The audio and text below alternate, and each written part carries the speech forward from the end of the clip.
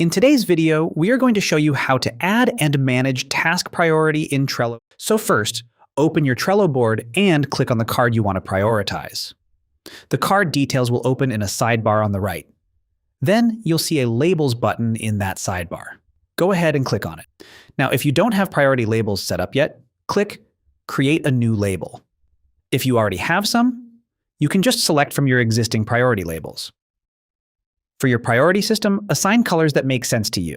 Red works great for high priority, yellow for medium priority, and green for low priority. But honestly, choose whatever colors work best for your workflow. Add your priority label name in the text field, then choose your color from the options.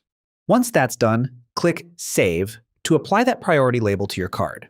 From there, return to your main board view. You can use the filter menu at the top to sort and view cards by their priority labels. This makes it super easy to focus on what matters most, and that's how you add and manage task priority in Trello.